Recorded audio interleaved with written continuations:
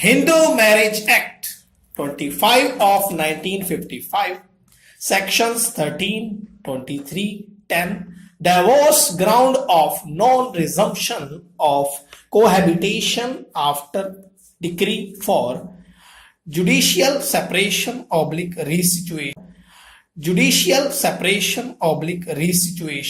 of rights. Stop. Court not bound to grant divorce on mere proof of non-cohabitation for stipulated period. Stop. Provisions of section 23 supply and relief could be granted only if conditions mentioned in section 23 are satisfied. Stop. Section 10 within bracket 2 also does not vest right to get decree of divorce in the spouse's. Stop. Para. All that is provided in section 13 within bracket 1 is that either party to a marriage may present a petition for dissolution of the marriage by a decree of divorce on the ground that there has been no resumption of cohabitation between the parties to the marriage for a period of 1 year or more after the passing of a decree for judicial separation in a proceeding to which they were parties, or that there has been restitution of conjugal rights as between the parties to the marriage for a period of 1 year or more after the passing of a decree for restitution of conjugal proceedings to which both the spouses were parties. Stop. The sanction fairly read only enables either party to a marriage to file an application for dissolution of the marriage by a decree of divorce on any of the grounds stated therein. Stop. The section does not provide that once the applicant makes an application alleging fulfillment of one of the conditions specified therein, the court has alternative but to grant a decree of divorce. Stop.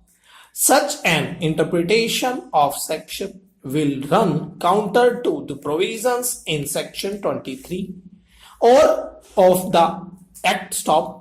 In section 23 it is laid down that relief should be granted if the court is satisfied that any of the grounds for granting relief exists, and further that the petitioner is not in any way taking advantage of his or her own wrong or disability of such relief. Stop. If the provisions in section 13 within bracket 1 and section 23 within bracket 1 within bracket A are read together, the position that emerges is that the petitioner does not have a vested right for getting the relief of a decree of divorce against the other party merely on showing that the ground in support of the relief sought as stated in the petition exists. Stop. It has to be kept in mind that relationship between the spouses is concerning human life. Stop. Human life does not run on dotted lines or charted cross laid down by statute. Stop. It has also to be kept in mind that before granting the prayer of the petitioner to permanently snap the relationship between the parties to the marriage, every attempt should be made to maintain the sanctity of the relationship, which of importance not only for the individuals of their children but also for the society. Stop. Whether the relief of dissolution of the marriage by a decree of divorce is to be granted or not depends on the facts and circumstances of the case. Stop.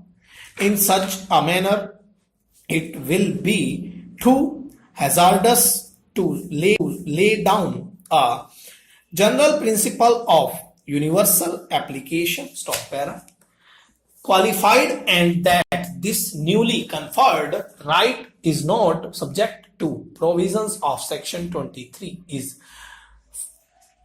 prior to the amendment under clause 6 of section 13 within bracket 1. The right to apply for divorce was restricted to the party which had obtained a decree for judicial separation or for restitution of conjugal rights. Such right was not available to the party against whom such a decree was passed. Stop. By the amendment, the right was conferred on either party. Stop. This is the limited object and effect of the amendment introduced by Act number 44 of 1964. Stop. The amendment was introduced in order that the provisions contained in section 23 should be abrogated, and that is also not the effect of the amendment. Stop. The object of subsection A was to enlarge the right to apply for divorce and not to make it compulsive that a petition for divorce presented under subsection within bracket A must be allowed on a mere proof there was no cohabitation or restitution for the requisite period. Stop. The very language of section 23 shows that the governs every proceeding under the act, and a duty is cast on the court to decree the relief sought only if the conditions mentioned in the subsection are